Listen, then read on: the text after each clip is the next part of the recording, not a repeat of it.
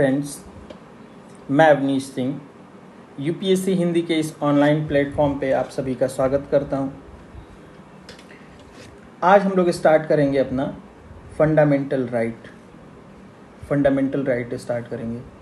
लेकिन friends, comments के through या फ़ोन के थ्रू मेरे तक ये मैसेज आ रही थी कि सर आप हिंदी नहीं बता रहे हो, सर आप हिंदी में नहीं बता रहे हो।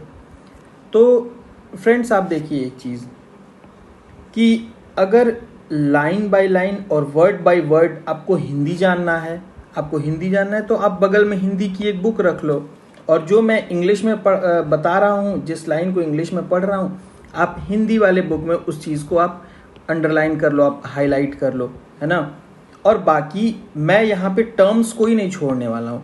जहाँ पे टर्म्स, जैसे ये जस्टिसेबल है ना, ये जैसे ये वर्ड है जस्टिसेबल, तो मैं आपको ये जरूर बताऊंगा कि इस शब्द का क्या मतलब है, ऑल राउंड डेवलपमेंट का क्या मतलब है ना। तो जहाँ पे टर्म्स आएंगे वहाँ पे मैं आपको बताऊंगा कि इसका मतलब क्या है ना। लेकिन आप कहें कि अब मैं फंडामेंटल राइट को मौलिक अधिकार, है ना, भाग 3 संविधान अनुच्छेद 12 से लेके 35, है ना, ये संविधान में ऐसा कहा गया है। अब मैं एक एक लाइन इसको मैं हिंदी में डिक्टेट करूं, मैं ट्रांसलेट करके पढ़ूं, तो मेरे लिए ना ये संभव है और ना क्लास और ज़्यादा बोरिंग हो जाएगी, है ना।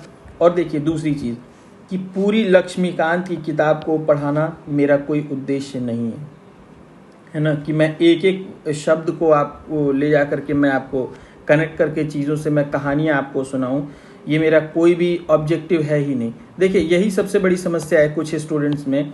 वो पूछते हैं कि सर इतने दिन तक पढ़ने के बाद भी सफलता नहीं मिल रही है, क्योंकि भाई आप कहानियों में इंटरेस्ट रखते हो कि कितना बढ़िया कोई टीचर पढ़ा रहा है। अरे भाई बढ़िया टीचर पढ़ा रहा है तो टीचर की एबिलिटी है, आपकी कोई एबिलिटी नहीं है। तो टीचर को एग्ज़ाम देने नहीं जाना है, आपको देने जाना है एग्ज़ाम। मैं आपके संति नहीं देने जाऊँगा, मैं आपके लिए एग्ज़ाम देने नहीं जाऊँगा, है ना। तो आप इस चीज़ पे फोकस करो। दूसरी चीज़ आप देखिए, मैं क्यों बुक लेके आता हूँ आपके सामने, बुक के पेजेस लेके आता हूँ मैं आपके सामने। मैं चाहता तो मेरे लिए बहुत आसान था कि मैं ये वर्ड फिर ये इनके शॉर्ट नोट में बना लूँ। लेकिन शॉर्ट नोट में बना लूँगा तो आप ईमानदारी से बताइए कि क्या आप लोग शॉर्ट नोट बनाते हैं यूट्यूब चैनल से देख के? आप अपनी ईमानदारी से दिल पे हाथ रख के पूछिएगा कि आप कितने यूट्यूब से आपने पढ़ाई की है और अपने नोट्स बनाया है ना। नहीं बनाते हो, मैं भी नहीं बनाता हूँ। नोट्स बनाना पॉलिटी का इतना आसान नहीं है ना। पूरे पॉलिटी का आपको मैं बैठ के नोट्स बनाऊँ, आप नोट्स बनाइए तो पूरा एग्ज़ाम निकल जाएगा, पूरा साल जो है नोट्स बनाने में ही। तो मैं इसलिए पेज लेके आता हूँ ताकि जो लाइन मैं हाईलाइट कर रहा हूँ, अंडरलाइन कर रहा हूँ, आप भी उसको हाईलाइट और अंडरलाइन कर लीजिए, है ना। इसलिए मैं वो आपके सामने लेके आता हूँ। देखिए ये जो येलो लाइन से मैंने किया हुआ है ये इंपॉर्टेंट है। जो सिर्फ जिस पे ये वाली लाइन लगा देता हूँ वो थोड़ा कम इम्पॉर्टेंट है। जिस पे मैं इस तरह की हाईलाइट करता हूँ वो थोड़ा और ज़्यादा इम्पॉर्टेंट है ना। इस कलर से हाईलाइट करता हूँ तो वो और ज़्यादा इम्पॉर्टेंट है, समझे आप, है ना। तो मेरा पर्पज़ ये बिल्कुल नहीं कि मैं आपको लाइन बाय लाइन आपको ट्रांसलेट करूँ, वर्ड बाय वर्ड ट्रांसलेट करूँ, बल्कि मेरा पर्पज़ यही था कि मैं आपके ब्रेन को, है ना, ये समझा दूँ। मैं आपको जो कॉन्टेक्स्ट, जिस कॉन्टेक्स्ट में यूपीएससी क्वेश्चन पूछती है वो उस कॉन्टेक्स्ट में मैं लेके चीज़ों को जाऊँ, मैं वहाँ पे मेहनत करूँ, है ना। तो अगर आपका क्वेश्चन पेपर अगर सॉल्व करना पर्पज़ है तभी आपके लिए ये क्लास जो है लाभदायक है, प्रॉफिटेबल है ना। नहीं तो अगर आप कहानियाँ सुनने आए हो तो फिर सॉरी फॉर दैट, आपको कोई लाभ नहीं होने वाला है यहाँ से, है ना। फिर कहानियाँ सुनो और कहानियाँ सुनाते रहना जीवन भर सबको कि सिलेक्शन नहीं हुआ मेरा, है ना। मेरा फोकस यही है, जहाँ से क्वेश्चन बनते हैं उन लाइन को मैं आपको समझा दूँ, वहाँ के मैं आपको कॉन्सेप्ट समझाऊंगा, जरूर समझाऊंगा। जो जिन टर्म से क्वेश्चन आते हैं मैं ज़रूर समझाऊंगा, है ना। और चूँकि मैं खुद फालतू लाइंस में पढ़ ही नहीं सकता हूँ, बेमतलब की चीज़ें मैं पढ़ नहीं सकता हूँ, है ना। तो मैं पढ़ाऊँगा भी नहीं बेमतलब की। अब पता चले, आप देखिए अब कई लोग इसमें से क्या रिक्वेस्ट कर रहे हैं कि सर ये जो ऐसे है आप इसको हिंदी में डिक्टेट कीजिए, है ना। आप इन सारे लाइन को वर्ड बाय वर्ड, कॉन्स्टिट्यूशन को इनको वर्ड बाय वर्ड आप हिंदी में डिक्टेट कीजिए। क्यों डिक्टेट करूँ भाई, हिंदी की बुक है ना आपके पास, आप उससे पढ़ लीजिए। मैं जो इम्पोर्टेंट इसमें समझाते जा रहा हूँ वो हिंदी में ही समझा रहा हूँ, मैं कोई फारसी भाषा में तो समझा नहीं रहा हूँ, है ना। तो आप अपने बुक में, आपका काम क्या है कि आप इसको अंडरलाइन करते चलिए, है ना, और जो समझा रहा हूँ वो समझिए और उसको बार बार पढ़िए। आपके पास हिंदी की बुक है तो आप हिंदी वाले बुक में अंडरलाइन कीजिए, क्योंकि इसका ट्रांसलेटेड वर्जन ही हिंदी में है लक्ष्मीकांत में, है ना। मैं ऐसा भी नहीं कि कहीं बाहर से पढ़ा रहा हूँ कि आपको उसका ट्रांसलेटेड वर्जन कहीं नहीं मिल सकता है ना। चलिए, तो मेरा पर्पज़ क्वेश्चन सॉल्व कराने का है ना। मेरा पर्पज़ बुक को कहानी से जोड़ने का बिल्कुल नहीं है। हाँ, जहाँ पे ज़रूरत लगेगी कि हाँ इस कॉन्सेप्ट के लिए स्टोरी ज़रूरी है, वहाँ पे ज़रूर बताऊँगा, है ना। चलिए स्टार्ट करते हैं अपना चैप्टर फंडामेंटल राइट, है ना। ये सबसे पहला क्वेश्चन यहाँ पे बनता है कि ये किस पार्ट में है, तो पार्ट 3 में। पार्ट 2 में सिटीजनशिप है।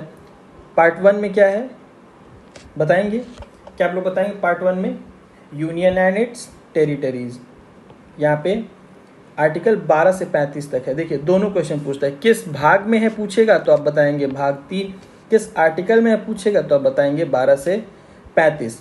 और अगला क्वेश्चन पूछता है कि ये कहाँ से लिया गया, जो फंडामेंटल राइट है वो कहाँ से लिया गया है, तो वो लिया गया है यूएसए से। ठीक, अब ये देखिए, ये आप सारे लाइन आप इनको जो ये सारी चीज़ें आप हटा दी यहाँ से, कोई मतलब नहीं है। आपके काम की सिर्फ एक चीज़ है यहाँ पे कि ये जस्टिसेबल है। ये क्या है? जस्टिसेबल है।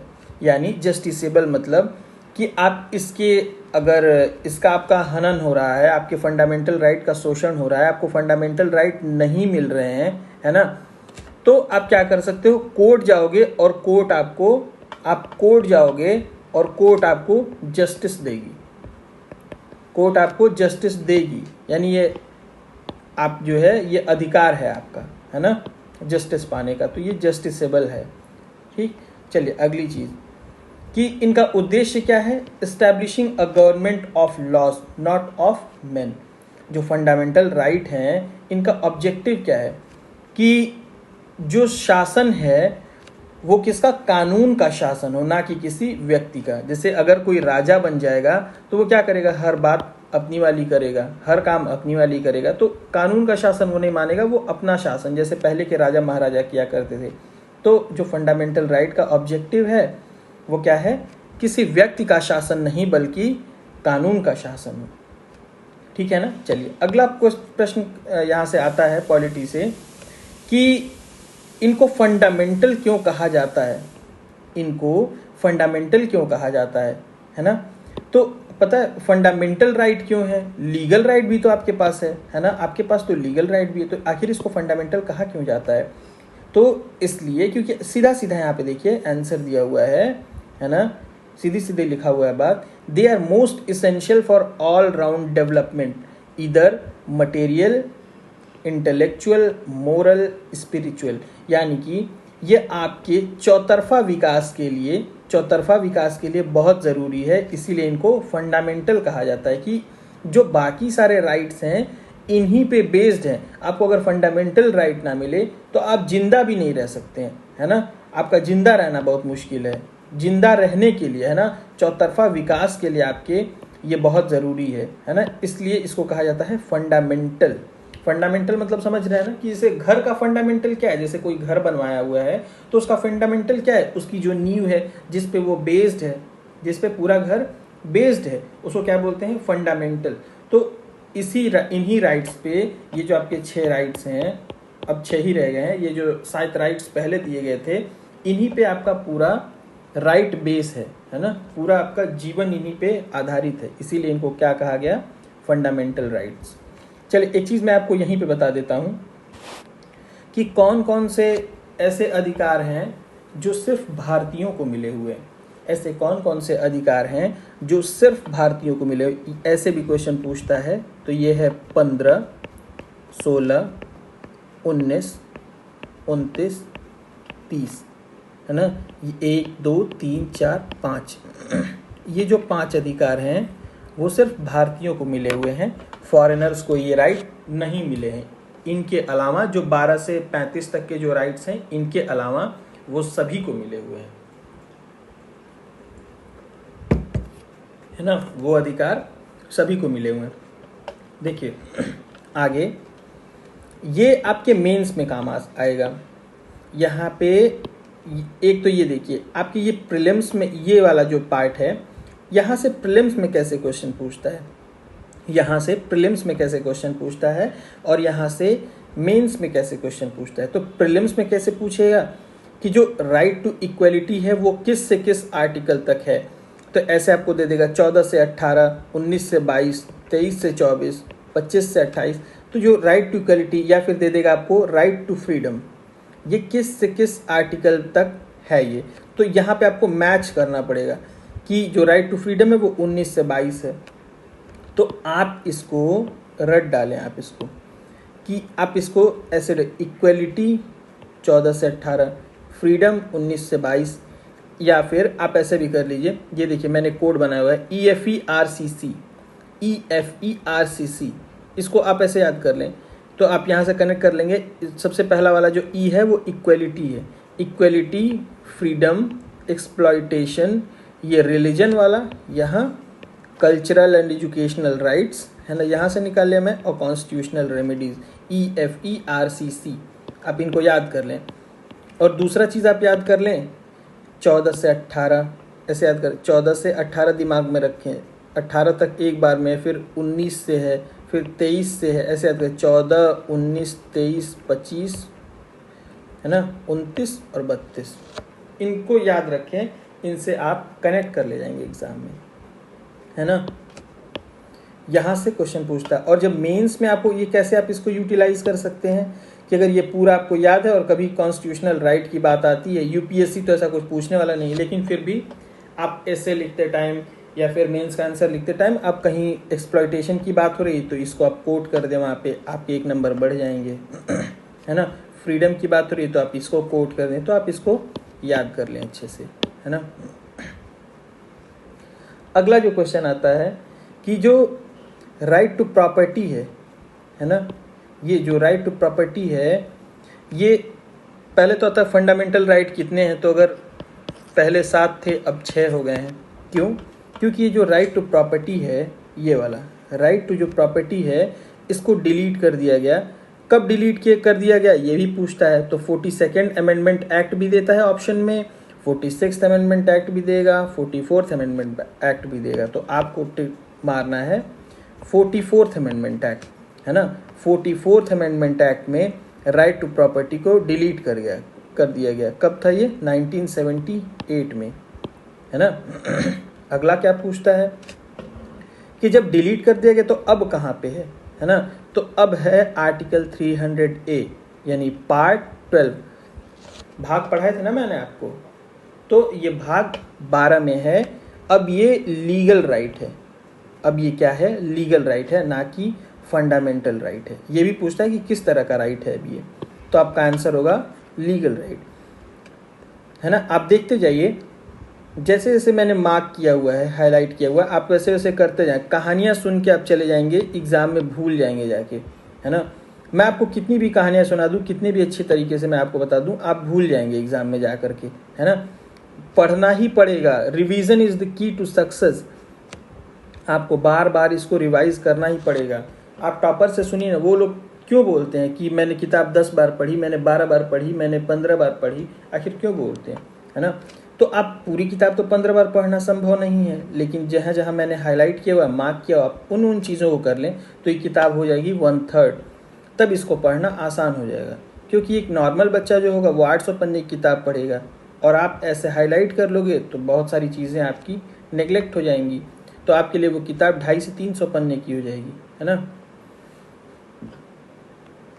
चलिए यहाँ पे देखते हैं सम ऑफ द राइट्स। ये क्या कह रहा है? Feature of fundamental right. यहाँ से ऐसे नहीं आएगा डायरेक्ट आपसे कि इसमें से कौन सा फीचर है फंडामेंटल राइट का, है ना। ऐसे कभी नहीं आएगा क्वेश्चन कि इनमें से कौन सा फंडामेंटल राइट का फीचर है। तो क्वेश्चन किस तरह से आएगा? हम क्वेश्चन फॉर्मेट में ही पूरी बुक को पढ़ेंगे, है ना।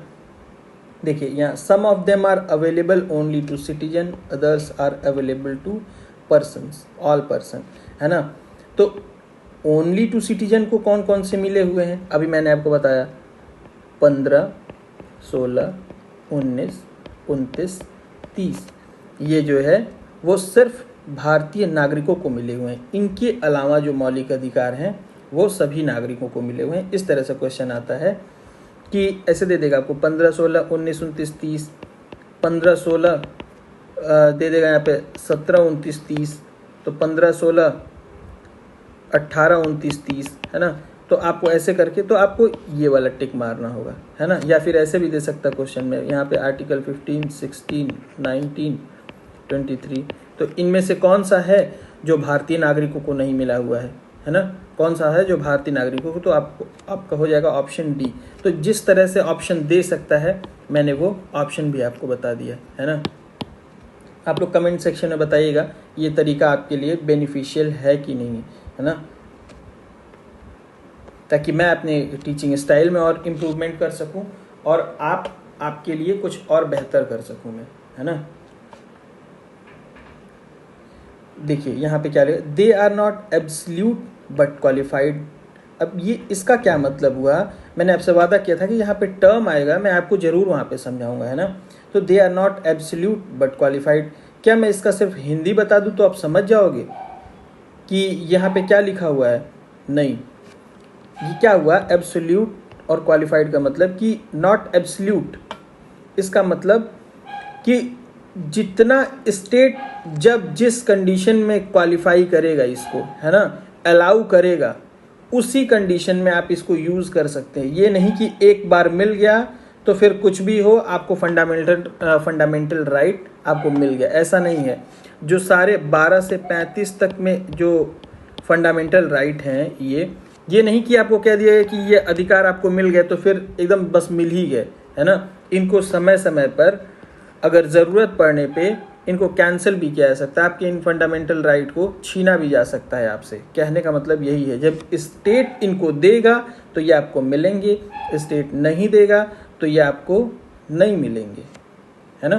कहने का मतलब यही है। देखिए यहाँ पे लिखा भी है कि state can impose reasonable restrictions, यानी कि स्टेट इस पे रिस्ट्रिक्शन लगा सकता है ना। और अगर ये एब्सोल्यूट होता तो स्टेट इस पे रिस्ट्रिक्शन ही नहीं लगा सकता है ना।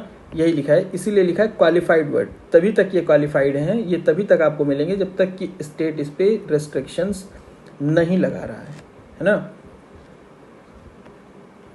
चलिए आगे देखें और क्या क्वेश्चन बन सकता है।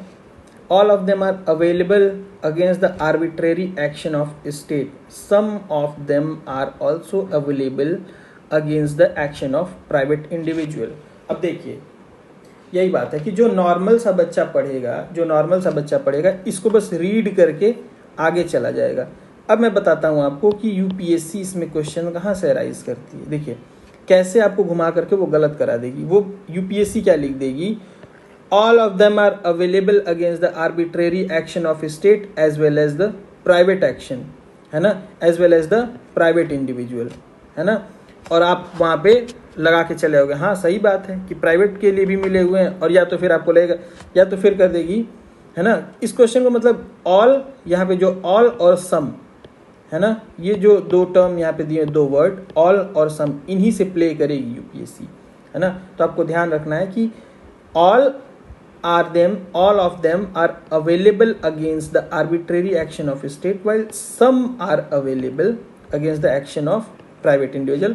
मतलब कुछ अधिकार इसमें से प्राइवेट इंडिविजुअल के अगेंस्ट भी मिले हुए हैं, लेकिन सारे के सारे स्टेट के अगेंस्ट मिले हुए हैं, है ना। स्टेट के अगेंस्ट सारे, इंडिविजुअल के खिलाफ कुछ आर्टिकल मिले। आगे हम लोग देखेंगे, है ना। Some of them are negative, है ना, in nature, others are positive in nature.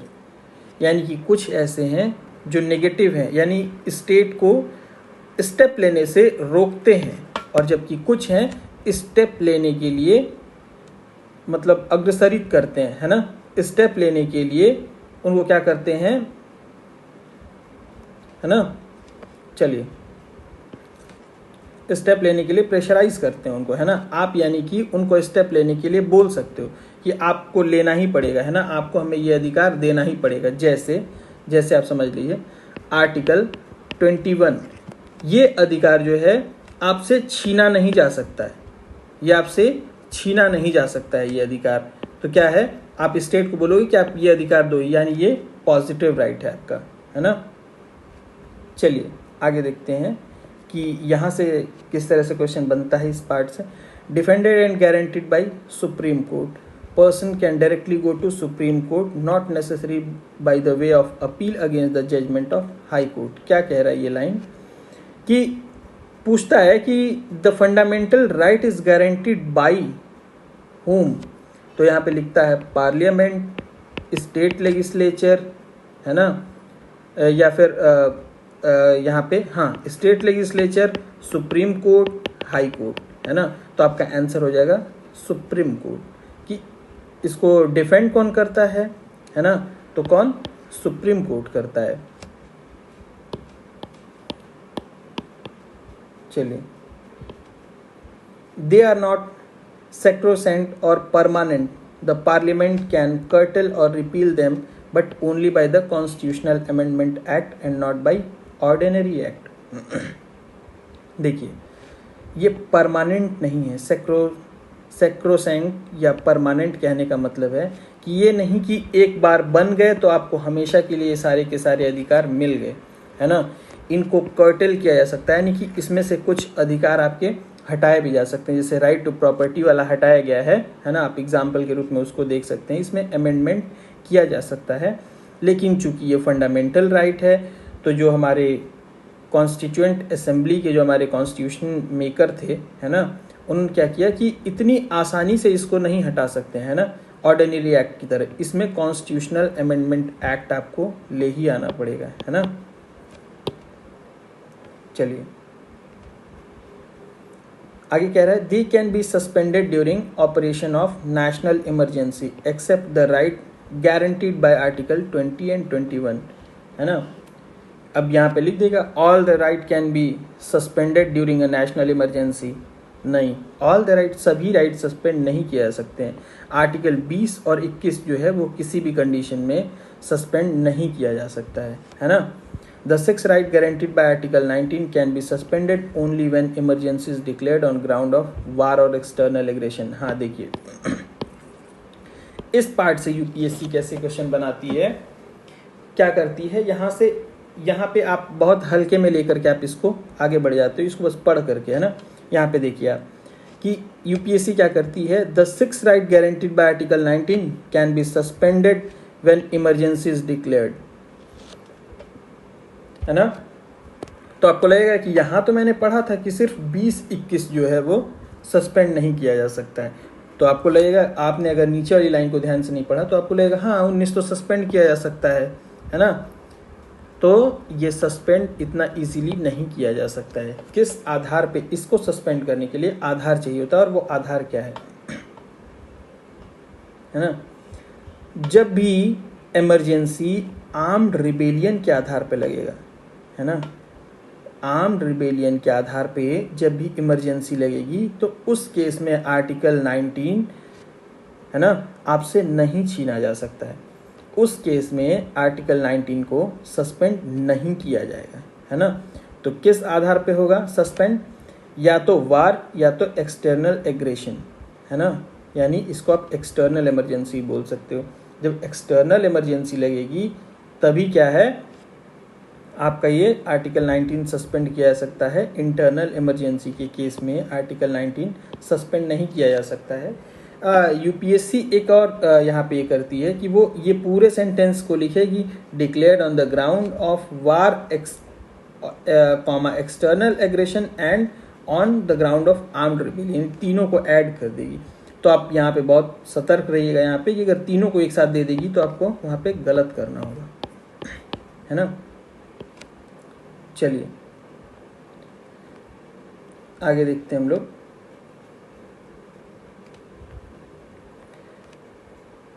Their application to the member of armed force, paramilitary forces, police forces, intelligence agencies and analog services can be restricted, है ना, can be restricted or abrogated by the parliament। Article 33 क्या कहता है, ये आपसे या तो मिलाने को दे सकता है कि ये किस आर्टिकल में कहा गया है, और दूसरी चीज़ आप अपनी जानकारी के लिए रखिए कि इनको रिस्ट्रिक्ट किया जा सकता है इन लोगों को, है ना, इन लोगों को रिस्ट्रिक्ट किया जा सकता है। क्यों रिस्ट्रिक्ट किया जा सकता है? क्योंकि ये भी अपने फंडामेंटल राइट मांगने लगे अगर, है ना, ये भी अपना फंडामेंटल राइट अगर मांगने लगे तो क्या होगा, बहुत सारे लोगों के फंडामेंटल राइट्स उनको नहीं दिए जा सकेंगे, है ना। अब पता चले कि ये जो हैं ये अपना कुछ भी बोलने का अधिकार मांग लें, है ना, पैरामिलिट्री कहे हमको भी आर्टिकल 19 का तो है, हम कुछ भी बोलेंगे, है ना, हमको बोलने का अधिकार है। तो पता चले जो मैसेजेस हैं, कुछ ऐसे मैसेजेस हैं जिनको नहीं ट्रांसफ़र किया जाना चाहिए, है ना, जिनको फोर्सेस के बाहर नहीं ट्रांसफ़र किया जाना चाहिए कि आप कहाँ पे हैं, है ना, कुछ सीक्रेट मैसेज, कुछ सीक्रेट इन्फॉर्मेशंस होते हैं। तो पता चली ये लीक करने लगे वहाँ से और बोलने लगे आर्टिकल 19 का अधिकार है, हम बोलेंगे, हम कुछ भी बोल सकते हैं, है ना, हम प्रेस में छपवा देंगे इसको, है ना, न्यूज़पेपर में निकलवा देंगे इसको। तो इसलिए इनको रिस्ट्रिक्ट किया जा सकता है ना, और बहुत सारे मामलों में किया भी गया है। Their application can be restricted while martial law is in force. अगर मार्शल लॉ है ना, यानी मिलिट्री रूल है, तो उस समय में क्या किया जा सकता है, इन अधिकारों को रिस्ट्रिक्ट किया जा सकता है। जैसे आप देख लें क्या किया जाता है, जब ये कर्फ्यू लगता है, आपका जब कर्फ्यू लगता है तो एकदम मना कर दिया जाता है कि आप घरों से नहीं निकलेंगे, है ना। कभी तो शूट इन साइड का भी ऑर्डर दे दिया जाता है कि देखते ही गोली मार दो, है ना। अगर कोई जब इस तरह का दंगा इस कदर फैल जाए कि 4 लोग निकले तो वो भी दंगा कर दें, है ना, तो उस केस में इस तरह का आदेश दिया जा सकता है ना। चलिए, डेफिनेशन ऑफ स्टेट, है ना, डेफिनेशन ऑफ स्टेट देखते हैं हम। ये स्टेट क्या है, क्या है ये स्टेट? क्या ये वो वाला है जो आप कहते हो राज्य, है ना? क्या जो राज्यसभा में जो राज्य शब्द लिखा हुआ है वो वाला स्टेट है ये, है ना? या फिर जो आप बोलते हो कि यूपी एक, उत्तर प्रदेश एक राज्य है जबकि भारत एक राष्ट्र है, तो ये यूपी वाला राज्य है, ये क्या है? ये आखिर किस स्टेट को बोला गया है ये स्टेट, है ना? देखिए स्टेट में क्या क्या इंक्लूड होता है। अगर कहीं आपको दे देगा कि राज्य ऐसा नहीं करेगा, है ना, कहीं आपको दे दिया है मान लीजिए कि state is not allowed to do this, है ना, राज्य ऐसा करने का, राज्य को ऐसा करने का अधिकार नहीं है, या राज्य को ऐसा करने का अधिकार है, स्टेट उस पे रिस्ट्रिक्शन लगा सकता है फंडामेंटल राइट पे। तो अब क्या है, यानी कि उत्तर प्रदेश लगा सकता है और इंडिया नहीं लगा सकता है, ऐसा है क्या? क्योंकि यहाँ पे तो स्टेट लिखा हुआ है। तो यहाँ पे स्टेट का वो मतलब नहीं है जो आप राज्य के लिए समझते हो, है ना, यानी उत्तर प्रदेश जैसे राज्य के लिए समझते हो, जैसे उत्तर प्रदेश बिहार एक राज्य है ना, वो वाला राज्य नहीं है ये, है ना। तो स्टेट अगर वर्ड लिखा है तो ये क्या क्या इंक्लूड करता है, ये क्या क्या इंक्लूड करता है? देखिए, government, parliament of India, executive and legislative organ of union, और यही सारी चीज़ें जब स्टेट में होती हैं, है ना, government, legislature of state, executive and legislative organ of state government, है ना, ये सारी चीज़ों को स्टेट काउंट किया जाता है ना। एक स्टेट बोला गया तो यानी कि ये सारी, ये ABCD यहाँ पे जितनी चीज़ें, प्लस इनके अलावा कुछ कुछ प्राइवेट इंडिविजुअल्स भी अभी नीचे बताऊंगा, है ना, देखते हैं आगे कि उनको भी स्टेट में काउंट किया जाता है। और क्या होते हैं? लोकल अथॉरिटीज़, म्यूनिसिपैलिटीज़, पंचायत, है ना, डिस्ट्रिक्ट बोर्ड, इम्प्रूवमेंट ट्रस्ट जो हैं, है ना।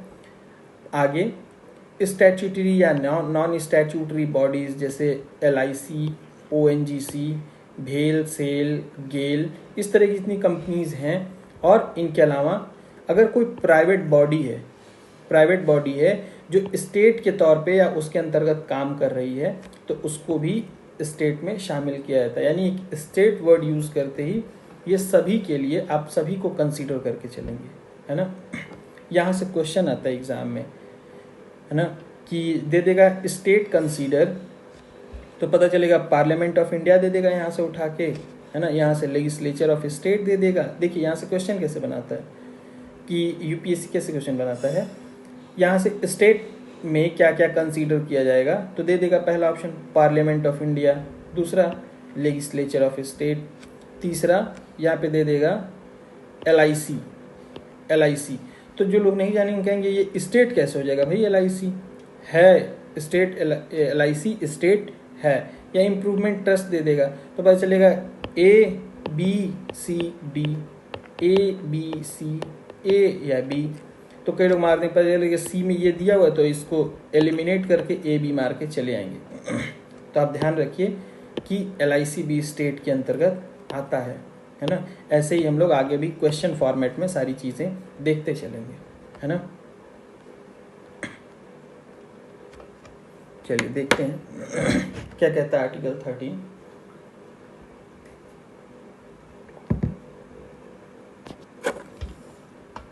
कह रहा है laws inconsistent with fundamental rights. Article 13 declares that all right that are inconsistent with or in derogation with any of the fundamental rights shall be void। क्या कह रहा है मतलब कि जो आपको फंडामेंटल राइट दिए हैं, है ना, फंडामेंटल राइट दिए हुए हैं आपको, और पार्लियामेंट कोई ऐसा लॉ बनाता है ना, जो इनकंसिस्टेंट है फंडामेंटल राइट के, यानी कोई ऐसा लॉ बनाता है जो क्या करता है, आपके इस फंडामेंटल राइट का शोषण करता है, इसका हनन करता है, यानी कि इस लॉ के बनने की वजह से ये जो आपका फंडामेंटल राइट है वो आपको नहीं मिल पा रहा है। तो ऐसा कोई भी लॉ अगर पार्लियामेंट बनाएगा तो उसको वॉइड घोषित कर दिया जाएगा, यानी कि उसको असंवैधानिक, वो यानी लागू ही नहीं होगा। तो ऐसा कानून लागू ही नहीं होगा, इस लाइन का यही अर्थ हुआ, है ना।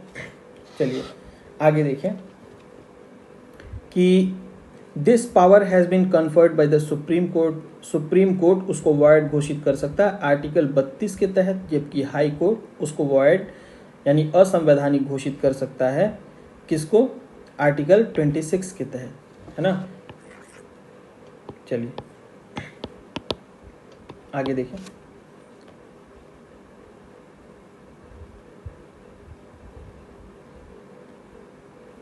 Right to equality, right to equality article 13 हमने देखा, अब देखते हैं हम आर्टिकल 14। आर्टिकल 14 क्या कहता है, state shall not deny any person equality before law और इक्वल प्रोटेक्शन ऑफ लॉ, है ना। ना ही इक्वेलिटी बिफोर लॉ से डिनाइड कर सकता है, ना ही इक्वल प्रोटेक्शन ऑफ लॉज से, और किसी पर्सन को नहीं। यहाँ पे ये ध्यान दीजिए, तो पर्सन कौन, सिर्फ आप हैं पर्सन, है ना। क्या सिर्फ एक व्यक्ति, जो एक इंडिविजुअल, जो एक व्यक्ति इंसान खड़ा है, क्या वही पर्सन है? नहीं, पर्सन में कौन कौन इंक्लूड हो सकते हैं, कोई भी लीगल पर्सन, है ना, स्टैट्यूटरी कॉरपोरेशन है, कोई कंपनी है ना, कोई रजिस्टर्ड सोसाइटी है ना। तो ये सभी लोगों को एक पर्सन के तौर पे काउंट किया जाता है।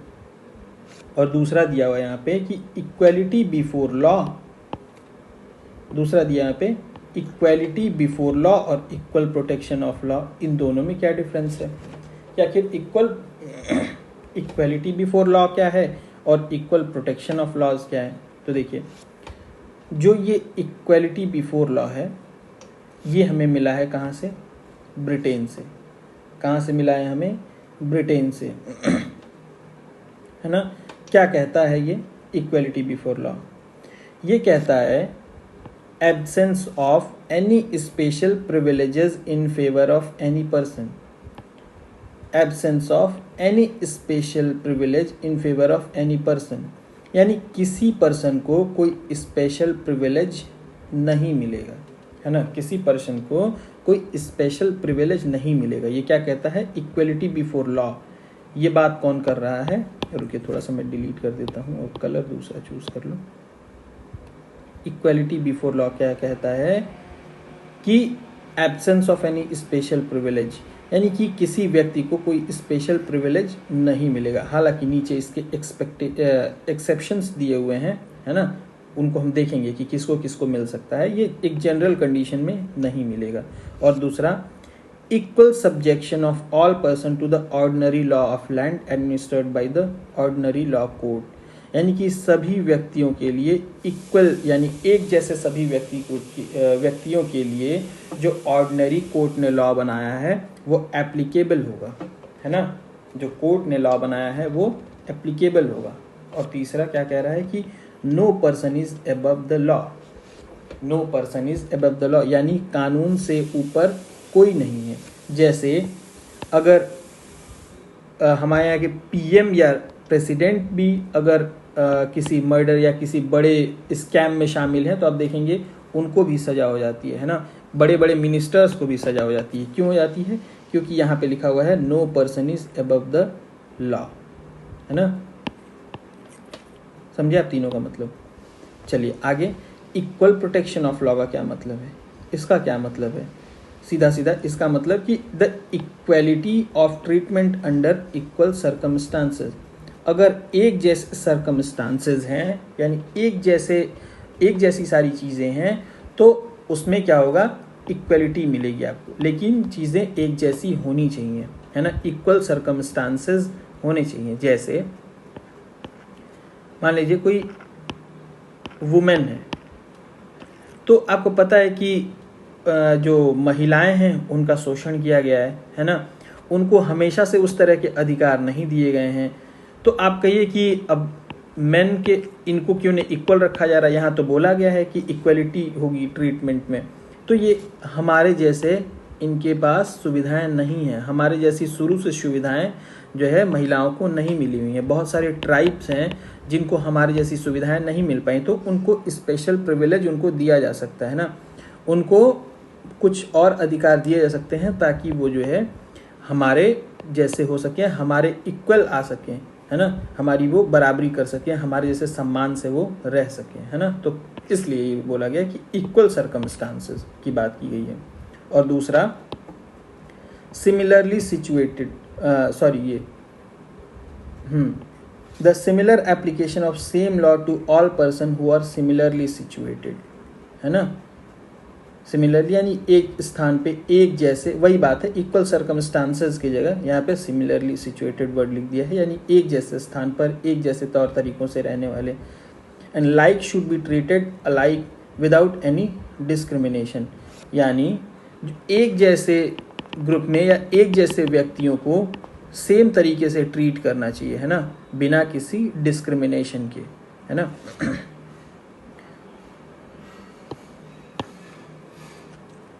चलिए आगे देखें, rule of law. Rule of law, कानून का शासन, ये क्या कहता है? ये कानून का शासन क्या कहता है? ये दो तरह की बात करता है। एब्सेंस ऑफ आर्बिट्रेरी पावर, है ना, that is no man can be punished except a breach of law.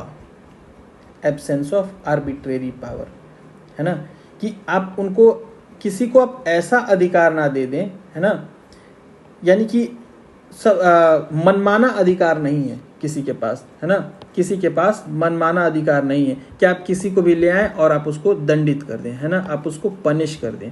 आप एक ही केस में पनिश करेंगे जबकि वो लॉ को ब्रीच करता है, यानी कानून को तोड़ता है ना, आप उसी केस में उसको पनिश करेंगे जब वो किसी कानून को तोड़ता है। तो ये क्या कहता है? रूल ऑफ लॉ, कि कानून तोड़े जाने पर ही सजा देंगे आप। और दूसरा क्या कहता है? इक्वलिटी बिफोर द लॉ, है ना, कि कानून के समक्ष सभी समान है ना, चाहे वो प्रेसिडेंट हो चाहे वो लेबर हो, है ना। चलिए आगे, एक्सेप्शंस टू द इक्वलिटी।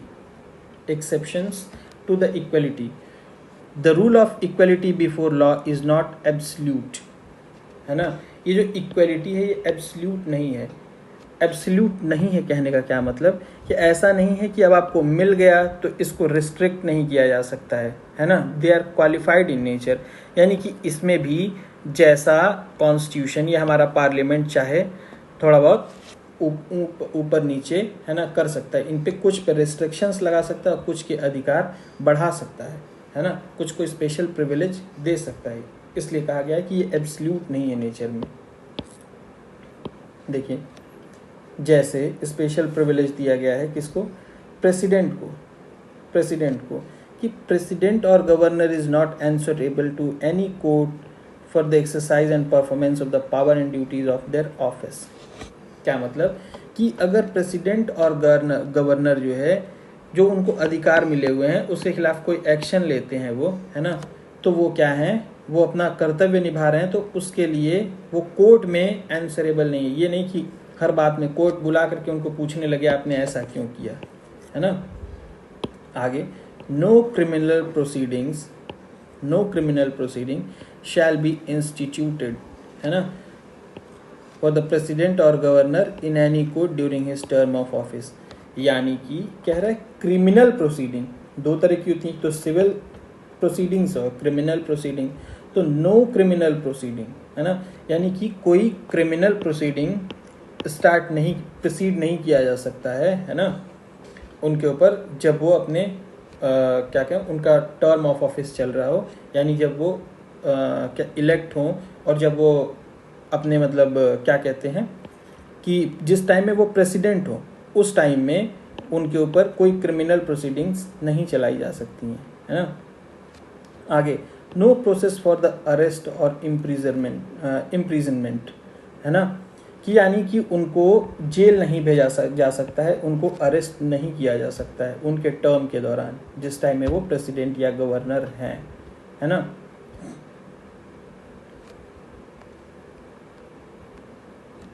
देखिए यहाँ पे, no civil proceeding against the president और governor to be instituted during the term of office in any court in respect of act done by him in personal capacity whether before or he entered upon his office until the expiration of 2 month notice has been delivered to him।